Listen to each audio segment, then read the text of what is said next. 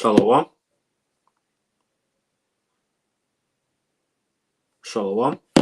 I'd like to say all praise is due unto Yahweh, Ba'ashem, Yahushai, Ba'ashem HaKakodash, double honor to Apostle of Great Millstone. Peace and blessings to the elect. My name is Colin Walk from JMS Toronto, and today I'm going to be going into King James VI of Scotland and the first of England, and the slave trade and the Royal African Company and the Virginia Company, which was set up by Jake, because King James, the sixth, he goes to his lineage goes all the way back to the Stuarts of the land of Scotland, and they had there's a long list of them. I borrowed this book from this brother, Brother Howard, The Negro Rulers of Scotland and the British Isles, by Dr. John L. Johnson. Very good book to get. And it goes into the lineage of Jake in Scotland and Britain, you know. And I'm going to be using Chat GPT for, I guess, most of this video. I'm going to be going on Chat GPT, you know.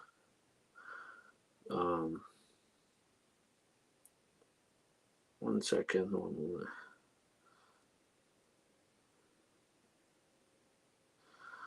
And I'm going to link it up with the scriptures. So let's go into this. So look here.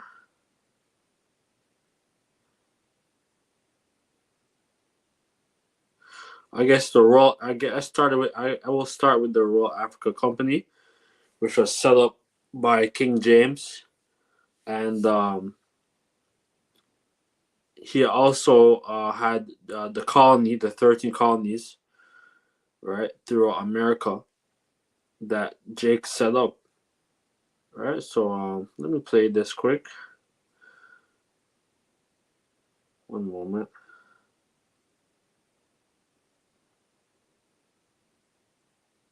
Let's play this quick. In the 1600s, we talked about the Virginia Company. Let me be clear. When I talk about Britain and the Queen of England and all of that in the 1600s, those were melanated people. They were amalgamated, meaning they had started to mate with Albion, but they were still melanated people. All royalty, whether you're talking about Dutches or French or all royalty, even British, originally was melanated. And so at that time, those melanated people coming into this land, your British or Brutish Moors, a lot of them were melanated, amalgamated because they started mating once again. Then you had Morocco in here. So you got the original people, you got these, what I call elite Moors. These are the ones who set up the United States of America. Why do I call them elite? And I need this to be made clear because somebody asked this question. He didn't even ask the question. There's no such thing as elite Moors. Well, let me break this down to you. An elite Moor were the people who had a high knowledge of law. Not only law dealing with business and all that. No, law dealing with the esoteric cosmic laws of this dimension. Yeah, so King James, he set up these colonies in America known as the 13 colonies, Jamestown, Virginia, and he commissioned the Bible as well, the 1611 Bible, which is where it goes into basically prior, right? The 1611 Bible, the Bible was written in Hebrew, right? The Old Testament was in Hebrew, the New Testament in Greek, and the Apocrypha was basically in Latin, right? So he amalgamated, like a composition of books, that basically that the common people could read, right? And it was all set up in the spirit. All right, so let's play this off of Chat GPT. Let me bring this King James Bible Commission. So let's go into that off of Chat GPT, and I'm gonna play the audio. So it's look here.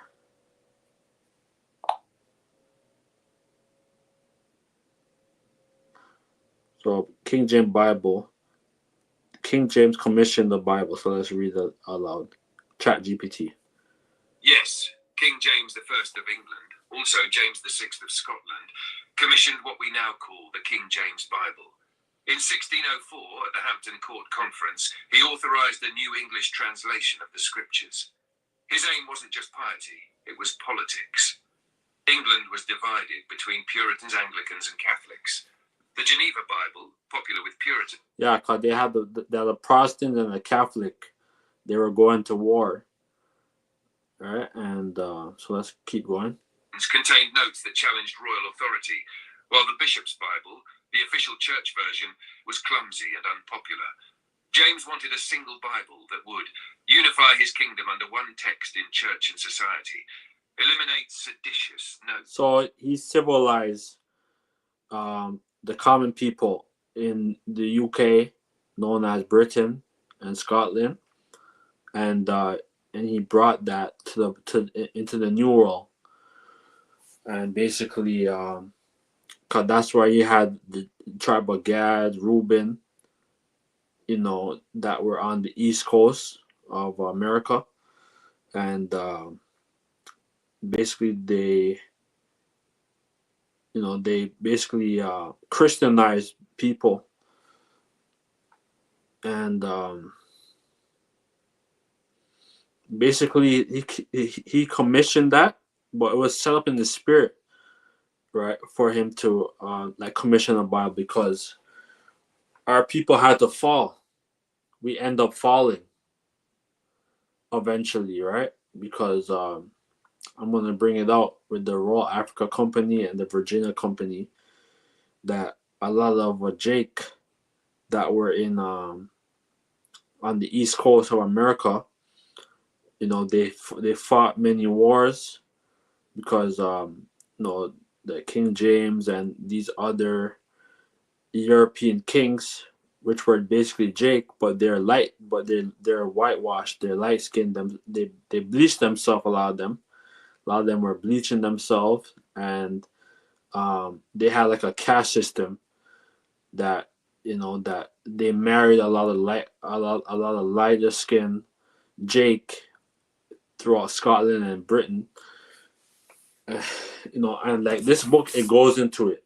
The Negro Rulers of Scotland and the British Isles, that Jake was lightening their skin, because they knew basically that Esau was about to take over, right? So that's when the Renaissance, which means rebirth, that's when they start to lighten the images of the saints, of royalty, of Jake throughout Europe. They lightened their skin and basically whitewashed the people.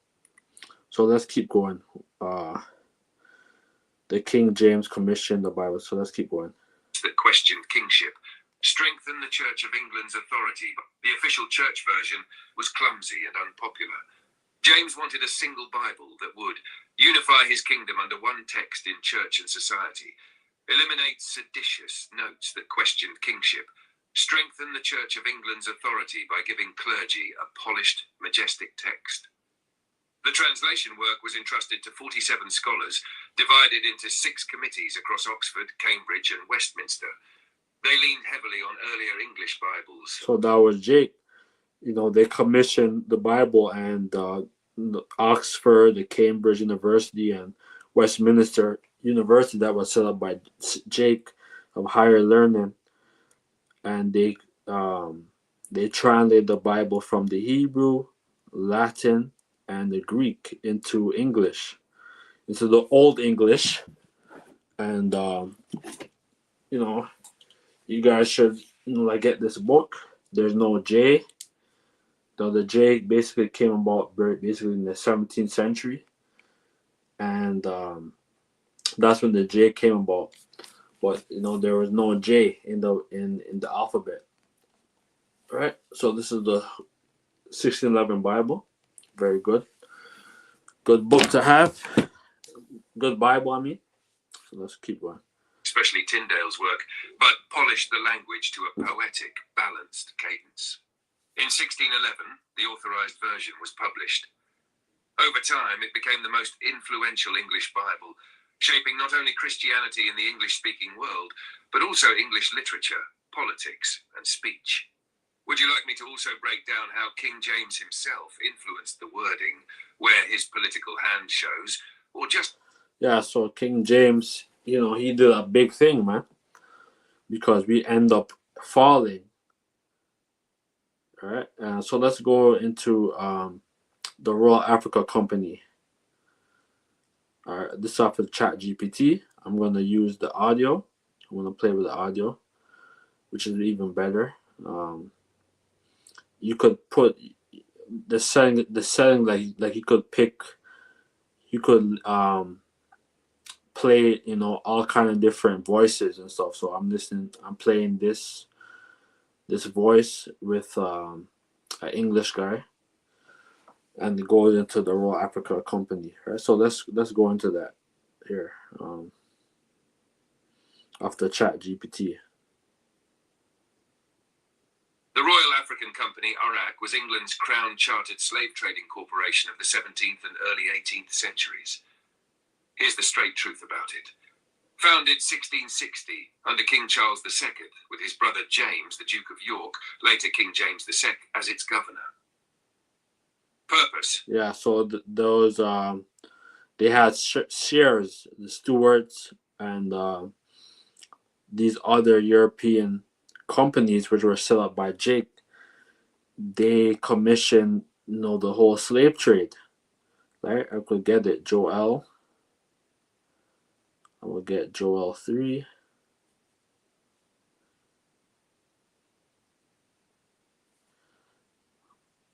I think they also have it in the Good News. I want to check it out 1 second.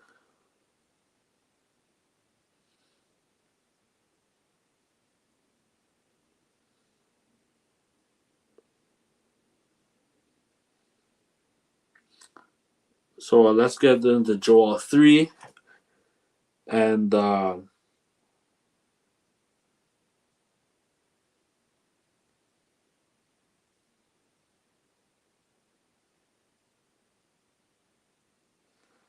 let's get Joel 3 verse 3.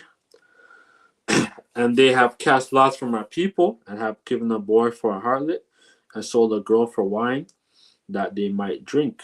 Right? So that's what was going on. And basically, Jake, they commissioned the whole slavery because they knew that we were going to fall. That's why a lot of those European kings of Jake, they started lightening themselves. They were bleached. Some of them were bleaching their skin, intermarrying with lighter skin Jake to try and have the power. And basically, we end up falling anyways. Because now look at Jake. No, we're in a very low state as a people, and they have cast out from our people and sold. I've given a boy for a harlot. So right, the slave trade, right? They were selling young men, young women into slavery, and sold a girl for wine that they might drink. Right, the whole sugarcane plantations, throughout the Caribbean and like Central America. And also in the cotton plantations of Virginia in America. Yeah, and what have you to do with me, or Tyre and Zidon?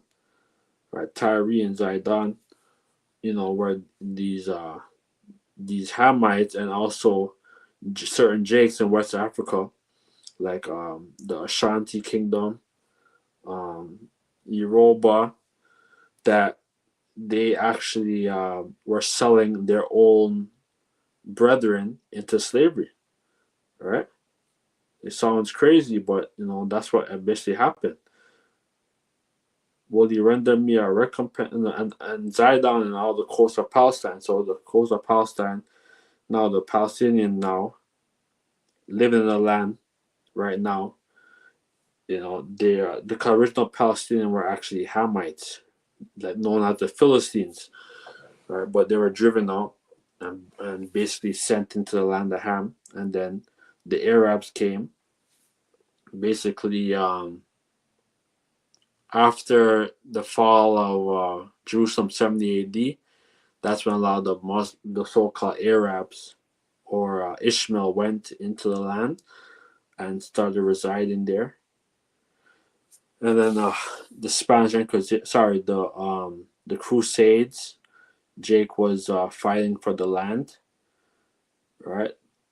The Crusades, that's why there's many wars, right? And yeah, and Ishmael is still in the land, and all the coasts of Palestine. So Ishmaelites will you render me a recompense, and if you recompense me swiftly and speedily, I return a recompense upon your own head.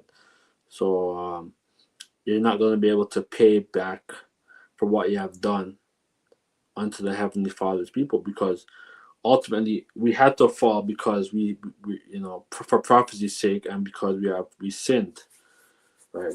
Our people are going off.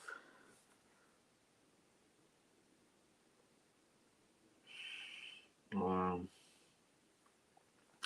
me get another precept as well. I think it's Deuteronomy.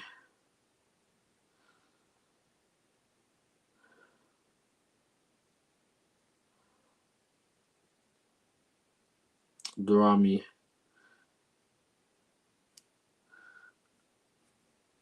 28 and 54. So that man that is tender among you and very delicate, his eyes shall be evil toward his brother and toward his wife, which is toward the wife of his bosom, and the remnant of the children which he shall leave. And that's what basically happened to us.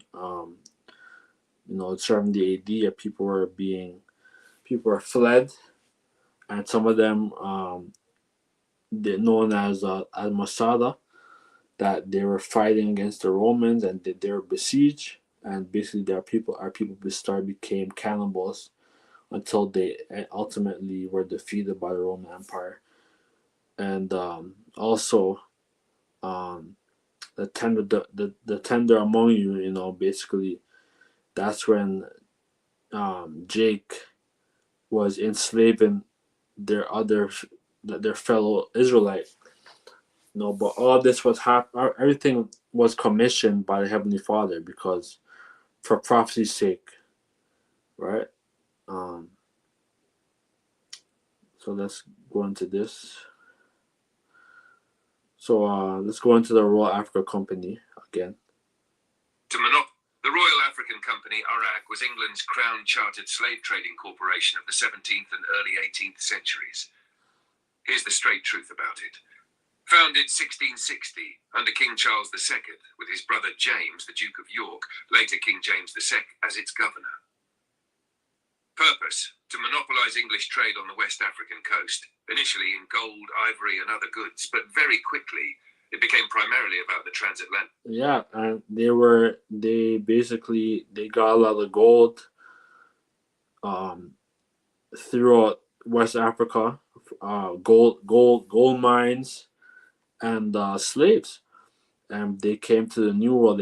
Some of them came to the Caribbean, and some of them also were basically in the Virginia, Jamestown, Virginia, throughout the East Coast.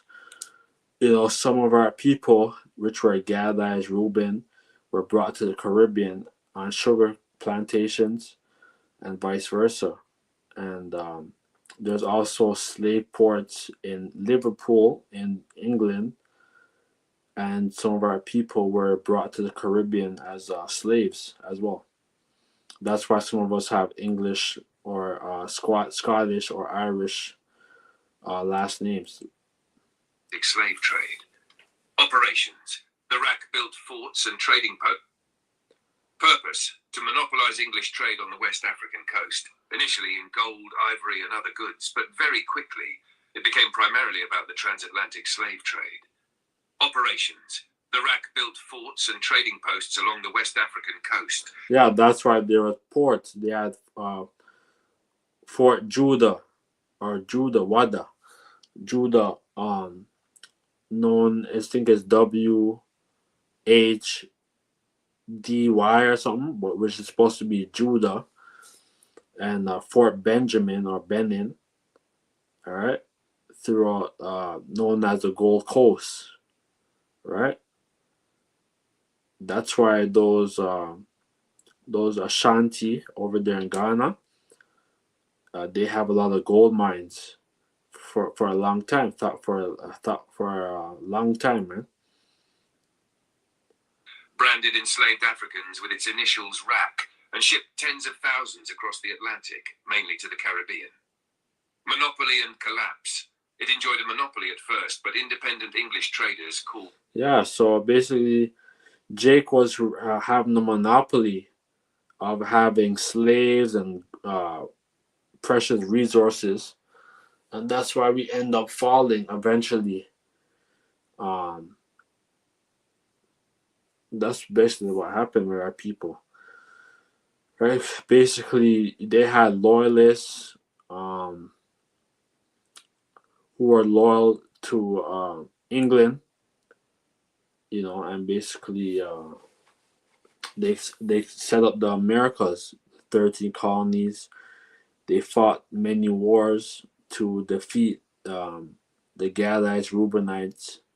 So there are many wars, and then once they defeated some of them were basically brought into slavery. Interlopers pushed back. By 1698, Parliament broke the monopoly and the RAC lost dominance. Aftermath. The company limped on, more as a manager of African forts than as a trading power, until it was officially dissolved in 1752. Legacy. The RAC was a cornerstone in institutionalizing the Atlantic slave trade for England. It tied the crown, aristocracy, and merchants directly to slavery profits, laying the foundation for Britain's rise as a global power, built in part on African blood. Yeah, so they were very wealthy. They became very wealthy, and that's why now those people that are in power, known as Queen Elizabeth II and King Charles of England, they have reaped the benefits because they're not the original black loyalists or the black what's the term? They're not known as the black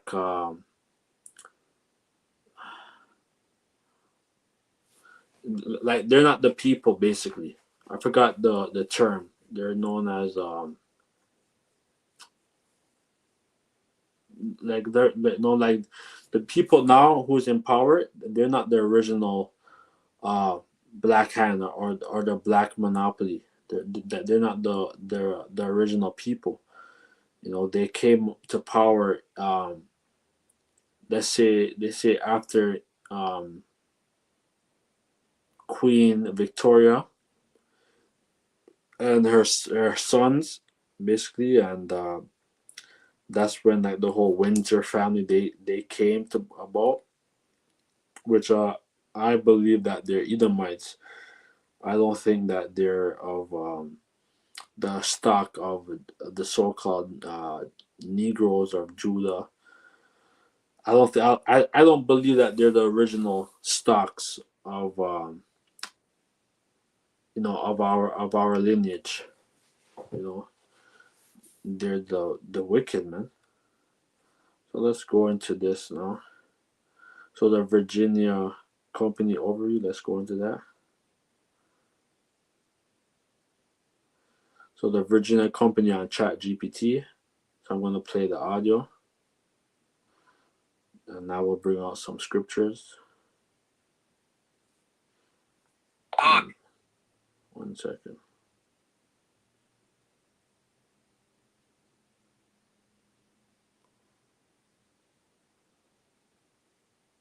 The Virginia Company was the engine that planted England's first permanent colony in America. Here's the raw truth about it. Who they were. A joint stock company chartered by King James I in 1606. Wealthy investors pooled their money like early venture capitalists to fund expeditions across the Atlantic. Yeah, because they was known as the age of discovery and the new world, and they want to colonize and have dominion in the new world.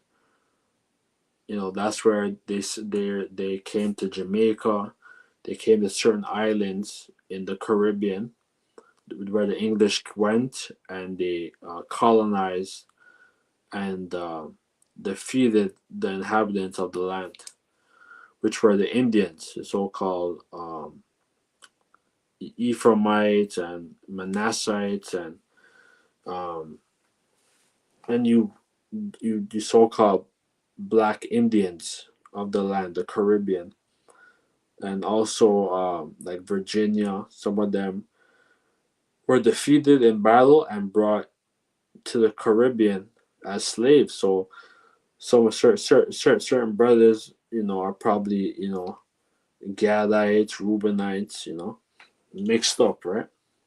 So let's play this. Planted England's first permanent colony in America. Here's the raw truth about it. Who they were. A joint stock company chartered by King James I in 1606. Wealthy investors pooled their money like early venture capitalists to fund expeditions across the Atlantic. Why they did it? Not for idealism, but for profit. They dreamed of gold, silver, and trade routes, basically chasing Spain's riches. Religion and civilizing the savages were secondary selling points. Two branches. The Virginia Company of London, the one that founded Jamestown in 1607. The Virginia Company of Plymouth attempted colonies further north, but fizzled out. Jamestown 1607, their great gamble. The first years were brutal. Did Jamestown why they did it? So lucky, I'm gonna keep going. Where it goes into the Virginia Company of London, so they had shares, you know, of the company. You know, King James, you know, which he was king, and he had a lot of different shares. So the Virginia Company of London and the Virginia Company of Plymouth, the Royal Africa Company, which were basically which were their enterprise, their monopoly throughout the west coast of Africa. Certain countries in West Africa that brought slaves and gold and precious resources, man. You know, and that's gonna happen again, right? Because you know, because when Yahweh Shai comes, he's gonna set up everything up, you know, in righteousness, and we're gonna have we're gonna have shares, right? Because all these nations are gonna be our slaves, right? And that's gonna be amazing. So let's keep going. So the Virginia Company, let's keep going. For idealism, but for profit. They dreamed of gold, silver, and trade routes, basically chasing Spain's riches. Religion and civilizing the savages were secondary selling points. Two branches. The Virginia Company of London, the one that founded Jamestown in 1607. The Virginia Company of Plymouth attempted colonies further north, but fizzled out. Jamestown 1607, their great gamble. The first years were brutal. Disease, famine, native resistance. Most settlers... Yeah, they were fighting. Because you had Jake, right? And a lot of them, they were very dark. And they had light skin. Jake, because that's what they did too. Where they divided the so-called dark skin Jake, or the dark skinned Indians versus the light skinned Indians. Or you know, that's what they were doing in slavery. With the light, where they had favor to the light skin, than the dark skin. All right. So let's get Hosea 7:8. Ephraim, he hath mixed himself among the people. Ephraim is a cake not turned. So Ephraim, when you're baking a cake, right, and you don't turn it, that one side of the cake's gonna be light, then the other side dark, and that's what it was. Um, you know, and it's still like that to this day, where it's the same thing. Like what they were doing in slavery, where the light skin had more favor versus the dark skin, right? Because they knew in their spirit that Esau was coming to power, so that's what happened. Strangers have devoured his strength, and he have not, and he know of it not. Gray hairs are here, and they're upon him, right? And that's what happened to us. Our people are mixed up, right? So even though on those reservations and stuff, there are tares amongst them, because Esau has known as the $5 Indians, but as a whole, there's because of dark skin, right? The dark skinned Indians, they classify them as Negroes instead of Indian, and that's what they did, and they basically took our people's birthright, man. And some of our people were brought into slavery, and in the Caribbean, and some of them were still there in the Americas as slaves on sugar plantations, not sugar cane, on like cotton plantations and the different plantations in America, man. Died. Tobacco later turned it around, making Virginia profitable. Headright system, 1618. To lure settlers, they offered land, 50 acres per person. That policy planted the seeds of the plantation system and African slavery in English America. Downfall. By 1624, the company had failed to deliver steady profit, and after the Indian Uprising of 1622 and internal corruption, King James revoked the charter. Virginia became a royal colony. In short, yeah, so that's what happened. Our people they had to fall, and basically that's when the 13 colonies were established. They set up constitutions, and they used the Bible, which was written for our purpose, right? Because now, after slavery, right, basically from 1619 to like 1969, that's when Abba Bivens was on the scene. He was under the commandment keepers, right? And then he branched off on himself, because he was going to the Old and New Testament, and started teaching on the word of Yahweh Yahushai, right? And then high priest, King the King Masha, high priest Arya and stuff, where they're going to the 12 tribes, to who the tribes are. So everything was been happening to us from 1619 till now. The dry bones were dead, but now they're living, and we're living through this book, the Bible, the 1611, the King James Bible, knowing who we are, that the dry bones is awakened, man. Right, which is amazing. Right, so the Willie Lynch letter too, a very good book. You could download it. You could go online, the Willie Lynch letter, and of how to make a slave, and that's what they did.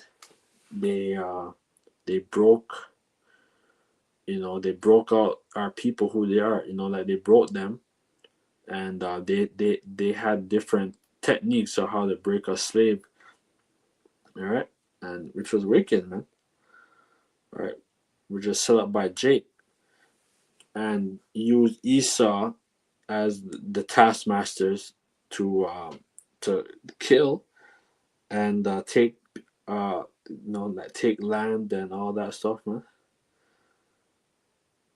You know. So let's play this off of ChatGPT, the Willie Lynch letter. Let's see what it will say.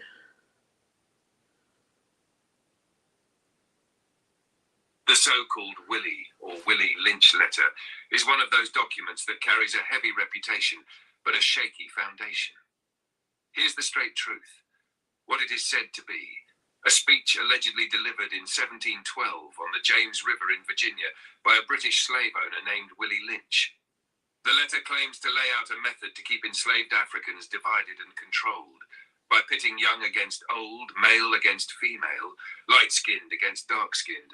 Yeah, and that's what he does. He has the light skin complex where where the lighter skin, they get more privilege, right, than the darker skin, and that's what they did.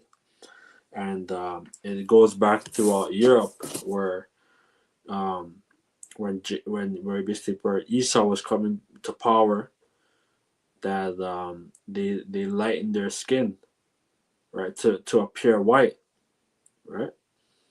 So this was a whole technique, that Jake was doing, man. This is a very good book, The Negro Rules of Scotland and the British Isles. Very good book.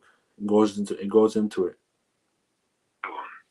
The supposed point: keep enslaved people divided, and they'll never unite to overthrow their oppressors. Isn't that what's happening right now?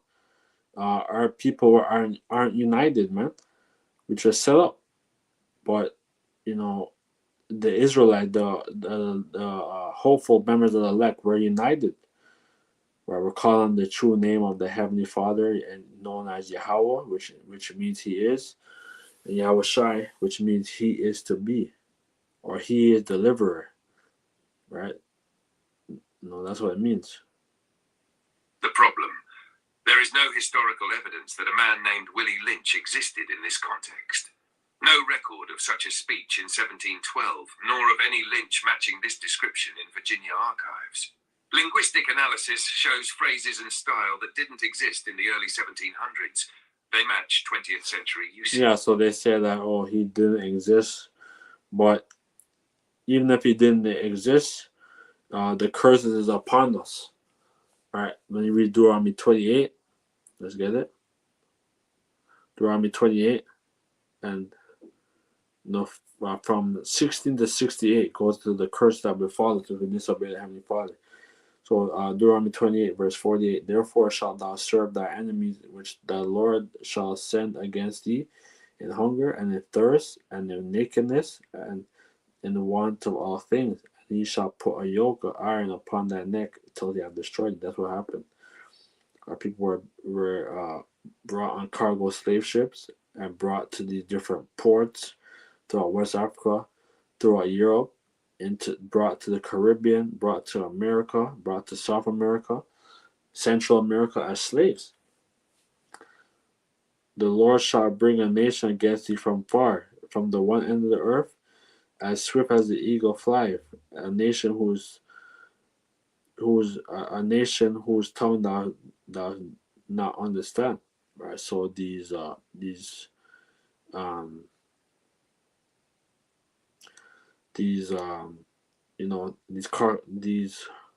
known as the what's the word, the conquistadors, right, the Spanish and the English, right, where Jake set up, and they came to the New World, right, and they set up shop, right, and basically under the whole Roman, under the whole Roman architecture, the Roman way of life, and that's what happened.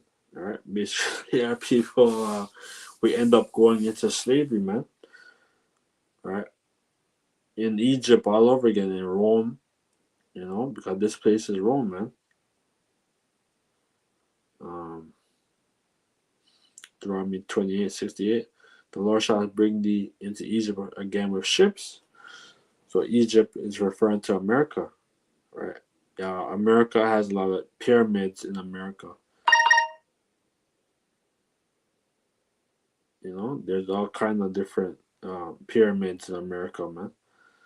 All right, and we're in Egypt all over again because they practice the whole Egyptology, where they worship Osiris and these different Greek, these different Egyptian gods and stuff.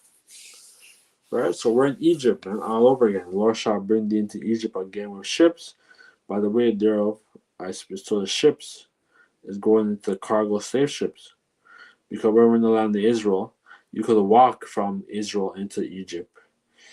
But so it shows you that we're in the new Egypt. The Lord shall bring thee to Egypt again with ships. By the way whereof I spake unto thee, thou shalt see it no more again, and there ye shall be sold unto your enemies for bondmen and bondwomen, and no man shall buy you. That's what happened. We end up going to slavery, man. Right? And we're servants. And that's what happened to us to the day. Like we're still in slavery unto this day. We're in mental slavery, and we don't, like you're under this whole digital. Everything is digital now. People don't walk with money, right? And basically, what they want to bring in this new world order where you will have no cash. You're going to be basically branded as a slave, and you're going to be a slave. And and this is what this man's plan. And Esau's plan not gonna work, man. All right, their plan not gonna work. So let's get this. Probably this. I think this might be my last scripture. Revelation 13:10. He shall lead. He that leadeth into captivity shall go into captivity. He that killeth with the sword must be killed with the sword. Here's the patient and faith of the saint. Don't like this is what we're patient waiting for, man. All right, because we're tired of this this system, but we gotta endure. All right, you have to endure hardness, right? As a good soldier, to endure to mean to endure to mean to make hard. You gotta endure it. All right. And that's what we gotta do. We gotta just keep on enduring, keep praying. But I didn't want to really go too long. This is my little 2 cents going into this King James VI of Scotland and of England, the slave trade and the Royal African Company.